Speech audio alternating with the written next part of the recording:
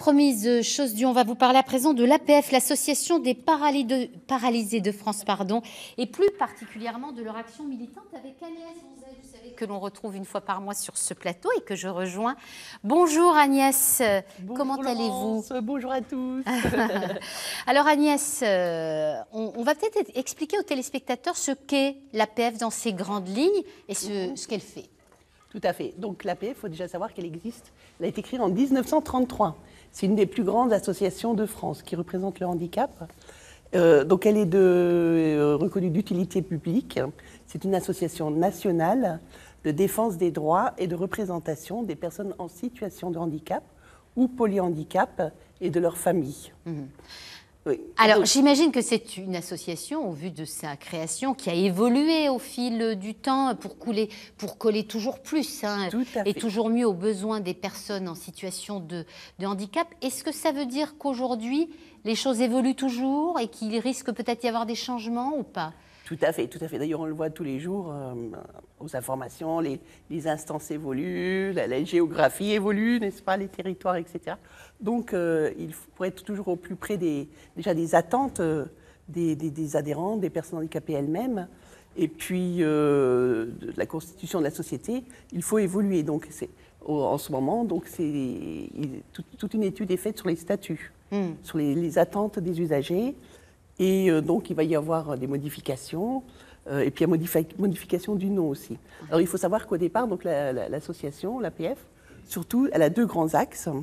C'est avant tout la gestion d'établissements et services médico-sociaux, mais aussi donc, tout le mouvement militant. Et oui, parce que les droits évoluent et puis avec les restrictions budgétaires, il faut toujours se battre. Tout à fait, tout à fait. Donc c'est ça, cet aspect militant qu'on connaît moins. Mais justement, ce qui fait notre force, c'est que ce que l'on ne sait pas, c'est que l'association, c'est avant tout une association de personnes handicapées. Donc ce sont les personnes handicapées elles-mêmes qui sont partie prenante à tous les échelons, que ce soit à la direction comme les adhérents.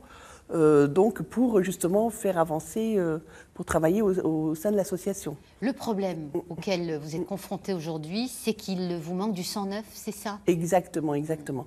En fait, on a besoin que les personnes handicapées aujourd'hui, elles s'impliquent aussi, qu'on travaille tous ensemble pour maintenir nos droits, mais aussi les faire évoluer.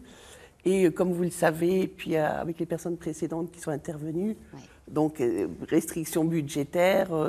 C'est un combat de tous les instants, de tous les jours. Mais le financement n'est pas là. Et c'est un combat vraiment de tous les jours. Ce qui est acquis aujourd'hui ne l'est pas forcément dans l'heure qui va suivre. Et d'ailleurs, il y a déjà des droits qui nous ont été supprimés. Et beaucoup de personnes se retrouvent vraiment dans la galère, dans de grosses difficultés, parce qu'elles ne peuvent plus vivre leur vie, aller au travail.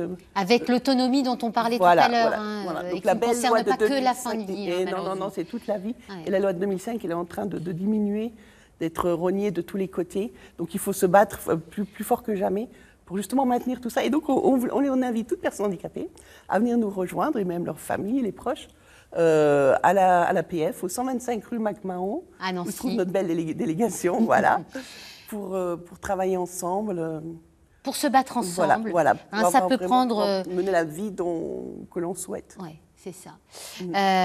Donc, avec un appel tout particulièrement vis-à-vis des jeunes qui ne se rendent pas compte forcément, mais c'est dû souvent à la jeunesse. Exactement, oui. Ouais. Parce que comme toute personne, on est plus consommateur qu'acteur. On pense que tout est acquis, alors qu'en fait, non, pas du tout. Le mot est passé. Merci beaucoup Agnès pour votre engagement à vous aussi, vous qui êtes venue depuis 1 an pour justement défendre ardemment la cause des personnes en situation de handicap. Merci Agnès. On va passer à présent à notre coup